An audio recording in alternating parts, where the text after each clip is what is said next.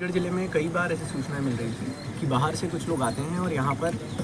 जो हमारे यहाँ के किसान लोग हैं या मजदूर वर्ग के लोग हैं जो बेचारे अपनी खेती किसानी के लिए ट्रैक्टर ख़रीदते हैं या थ्रेशर मशीन ख़रीदते हैं, इनकी चोरियाँ बहुत समय से चल रही थी,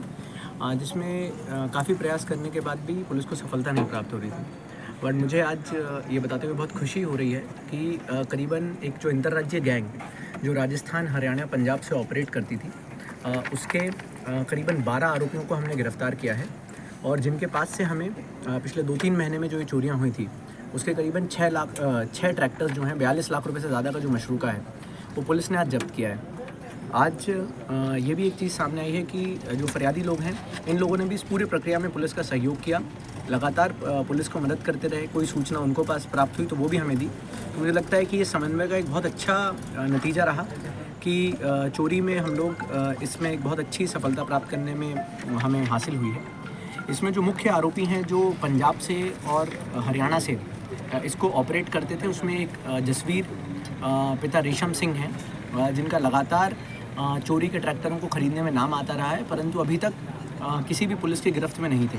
जब हमने इनका रिकॉर्ड भी निकलवाया है तो चोरी के ट्रैक्टर ज़रूर इन्हें खरीदे हैं, पर कोई भी पुलिस अभी तक इनको गिरफ्तार नहीं कर पाई थी। तो मुझे लगता है कि ये हमारे लिए एक बड़ी सफलता है कि हम लोग इसको प्राप्त कर पाए हैं। इसमें एक बड़ी चीज़ जो हमारे सामने आई है कि कई जगहों पे आरटीओ ऑफिसेज़ के कुछ ऐसे अधिकारी हैं जो मिलके इन ट्रैक्टर्स के फर्जी दस्तावेज बना के इनको ऑनलाइन चढ़ा देते हैं, जिसके कारण इन दस्तावेजों में जो फर्जी नंबर प्लेट्स लगती हैं या जो फर्जी इनके इंजन नंबर, चेसिस नंबर दिखते हैं वो ऑनलाइन रिकॉर्ड्स में हमेशा सही शो होते हैं। तो कभी भी जब पुलिस भी या अन्य थानों की पुलिस या अन्य ज़िलों की पुलिस वहाँ जाती है तस्दीक करने के लिए, तो उसमें समझ नहीं आता है कि ये चोरी का ट्रैक्टर है कि नहीं है। मुझे लगता है कि क्योंकि इस बार ये नंबर प्लेट्स बदलने में इनको थोड़ा समय लगा और पुलिस जल्दी इनके पास तक पहुंच गई, तो कई ट्रैक्टर्स में ये नंबर प्लेट को नहीं बदल पाए हैं। इसमें हमारी पूरी टीम, जिसमें sub inspector Jagdish Goyal, sub inspector अभय, जो अन्य थानों में रजनीश सिरोठिया, उसके साथ साथ जो अन्य सब इंस्पेक्टर्स हैं करणवीर शर्मा, इन सभी लोगों ने और इनकी पूरी टीम ने बहुत मेहनत की है। मुझे लगता है पिछले 30 दिन से ये लगातार बाहर थे, किसी दिन पंजाब में रह रहे हैं, किसी दिन कोटा में हैं। जैसे तलीन के जो 3 ट्रैक्टर आज हमें बरामद हुए हैं वो उत्तर प्रदेश से सब इंस्पेक्टर अजनारे इसको बरामद करके लाए। मुझे लगता है कि पुलिस ने फरियादियों के साथ मिलकर, इन लोगों ने भी हमारा बहुत सहयोग किया, पूरे समय हमें कोऑपरेशन दिया और उसके लिए हमें ये अच्छा एक कीर्तिमान स्थापित कर पाए हैं।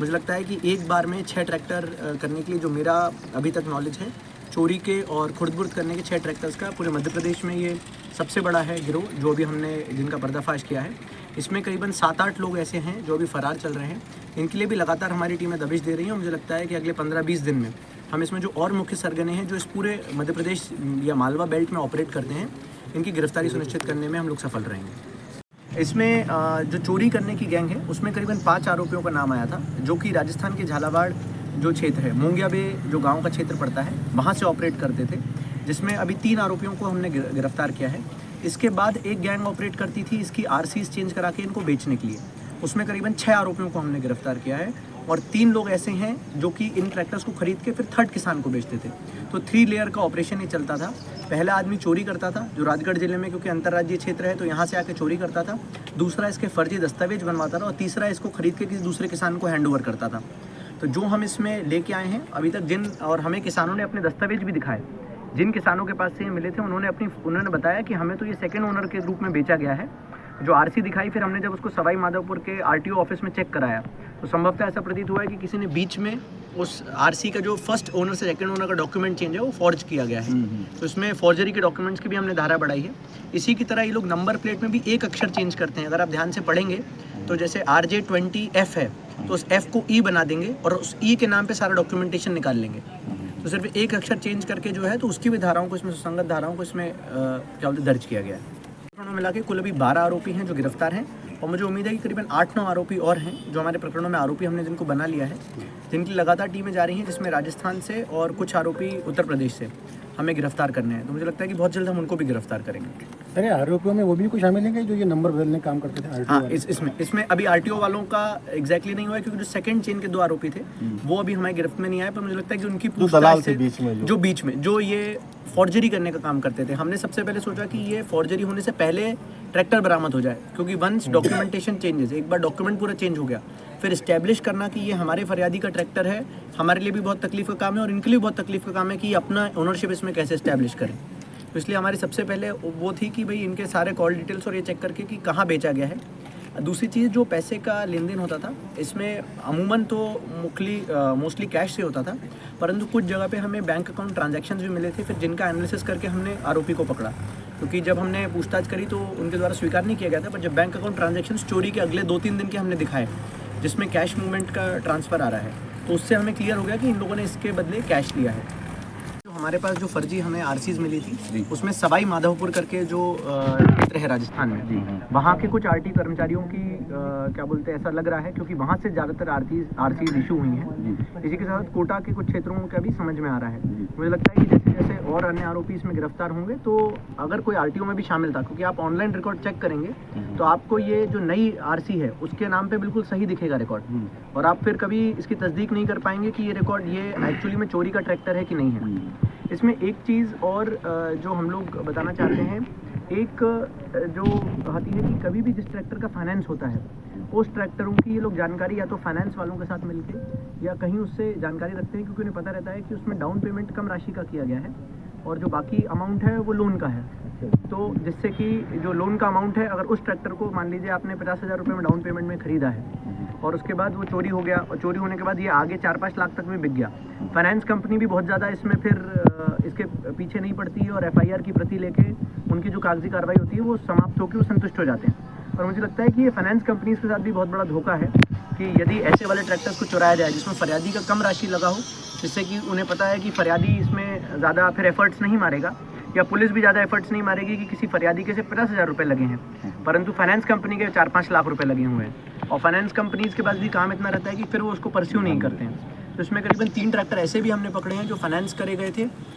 या फिर उनको किसी कंपनी में लगाने के नाम पर धोखाधड़ी करके उनको लिया गया था और उसके बाद उनको उत्तर प्रदेश में मेरठ जो जगह है वहाँ पर बेचे गए थे। तो उसमें हमें उत्तर प्रदेश पुलिस, पंजाब पुलिस के द्वारा भी कई बार सहयोग मिला है और उनके लिए भी हम लोग बहुत बहुत धन्यवाद करते हैं। सर, ये जो फाइनेंस कंपनी है उनके कर्मचारी मिलके ये फाइनेंस कराते थे और वो बेचते थे, तो कहीं इस मामले में भी ऐसा नहीं है? देखिए, जिस प्रकार फाइनेंस के ट्रैक्टरों को लगातार टारगेट किया जा रहा है, ऐसा ज़रूर हो सकता है कि इनसाइडर इन्फॉर्मेशन किसी के द्वारा दी गई हो। इसकी संभावना से नकारा नहीं जा सकता। ऐसा एक बार यहाँ नहीं, एक बार इंदौर और बड़े शहरों में भी ऐसा हुआ था कि जो गाड़ियाँ हैं जिसमें फाइनेंस कंपनी इस इन्फॉर्मेशन को लीक कर देती हैं कि कौन सी गाड़ियाँ फाइनेंस की गई हैं, क्योंकि उसका सबसे बड़ा रीज़न ये रहता है कि फरियादी फिर बहुत ज़्यादा लोड नहीं लेता, क्योंकि फरियादी का छोटा अमाउंट लगा रहता है, जबकि फाइनेंस कंपनी का रहता है। और फाइनेंस कंपनी आखिरी में फिर इसमें जो हमारा क्लोजर रिपोर्ट होती है उसको लेके उसको एनपीए घोषित कर देती है। तो वो कंपनी के कर्मचारी की किसी की रिकॉर्ड में नहीं आता, वो तो कंपनी के ऊपर एक लॉस चढ़ जाता है और फिर उसको तस्दीक करने के लिए कंपनी और कर्मचारी चेंज होते रहते हैं, तो कोई कंपनी उसके लिए बहुत ज़्यादा क्या बोलते प्रयास नहीं करती है कि वो लॉस को ओवरड्यू किया जाए या उस एनपीओ को रिकन्वर्ट किया जाए।